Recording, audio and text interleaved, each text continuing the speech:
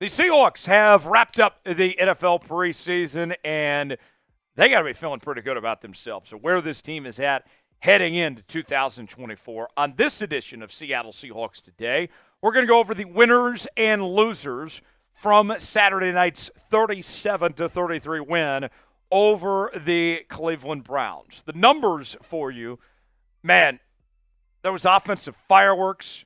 The defense made plays. That final score is a bit deceptive. The defense played much better than what that number would indicate, as most of those points were given up in the second half with the third and fourth team guys. But this Seahawks team, I got to tell you, I feel very confident. I love the direction Mike Macdonald has taken this team, what they've done with this defense. Special teams cleaned up things. I don't have Jason Myers on my winners list just because we didn't have enough spots, but he'd be an honorable mention. Jason Myers, he's back. He's back to his old self, so that was very good to see. But overall, just you have to feel very strong about where this team is at. Geno's our first winner. Geno did everything you could have asked. Went out there, touchdown drive, finds DK. DK mosses his opponent. Had command of the offense. First time we saw him in the preseason was just throwing darts, just throwing lasers out there. And I've said it before. I'll say it again. I think the 2024 version of Geno Smith is the best version of Geno Smith that we're going to see in his entire career. His best football is still in front of him. That receiving core is so good. The offensive line's improved. He's got a good backfield. Geno, get ready, folks. Buckle in. It's Geno Smith time. Sam Howell has shown that he's a competent backup, but this is not a quarterback competition. This is Geno's team, and I think Geno is going to impress you throughout this season. Who's a winner from Saturday night's game between the Seahawks and Browns? Weigh in, give us a name in the comment section that comes to mind. We are here all season long here on Seahawks Today. We had an incredible preseason here on the channel. We had 3 watch parties for all 3 games. Super chats were incredible. Over $1,000 at all 3 games. Set records here on the channel for the preseason. And we're going to keep that up through the regular season. We're going to do watch parties for every game, daily news and rumors, live shows, all of that and more. We're not going anywhere, and you better not go anywhere.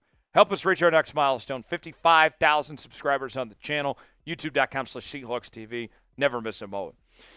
To the loser list, P.J. Walker is going to end up being cut. It's only a matter of time here in the next couple of days.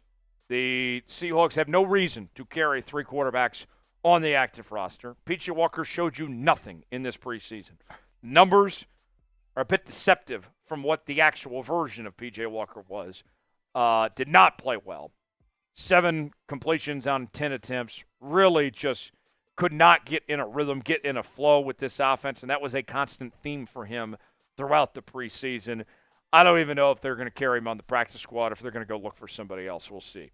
Easop Winston Jr., man, this guy came through this preseason. This was a guy that was on the outside looking in, entering training camp to make the 53-man roster. He's been a practice squad player the last couple of years. I know his mom, his cousin, they love this show, and they got to be proud of their guy, Easop Winston Jr., leading this team in receiving for this preseason. 3 catches, 21 yards. I don't know if he's going to make the roster or not, but he made a strong case.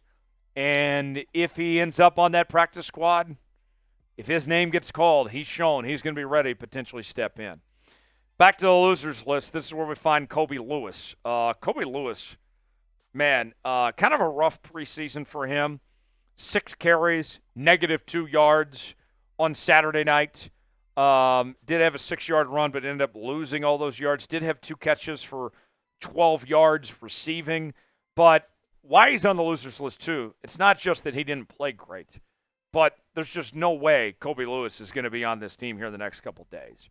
Kenny McIntosh outplayed him for all of the preseason and training camp. George Holani outplayed him for all the preseason and training camp. It's just over for Kobe Lewis at this point. Nothing personal, but this is just the end-all, be-all for Kobe Lewis at this juncture in time. Who's a loser from the Seahawks-Browns game?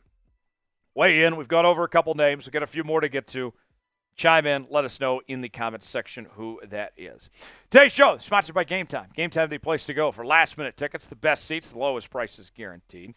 Game Time has a new feature called Game Time Picks that makes getting tickets to see your favorite teams play live even easier. Game Time Picks filters out all the fluff to show you only incredible deals on great seats, so you don't have to waste time searching through thousands of tickets. They have these things called super deals. If you stumble upon a super deal, you can't miss on that. They also have their seat views, so you can see what the seat looks like before you purchase the ticket. Get the visual. They got the prices listed. You choose your seat, see if you like that seat or not, and then you're checking out Apple Pay, Google Pay, Venmo, all major credit card providers. And your purchase is covered with the most flexible customer service policy in the ticketing industry. Download the Game Time app, create an account, use code ChatSports for $20 off your first purchase. Terms apply. Again, create an account and redeem code CHATSPORTS for $20 off. Download Game Time today. What time is it? Game Time. Link is in the comments and description of today's video. The breakthrough performance we're all waiting for from Dee Eskridge finally happened on Saturday night. 3 catches, 19 yards, ran some really good routes, did a good job of getting open, also had a punt return touchdown. Dee was really good, but it might be too little too late. In a competitive receiving room, and with the unknowns, are the Seahawks going to carry 6? Are they going to carry 7 receivers? Is there a spot for Dee Eskridge? And if they do, is he going to stay healthy? Is he worth taking on that risk of the unknowns with his health status over the years and being injury prone? We'll see.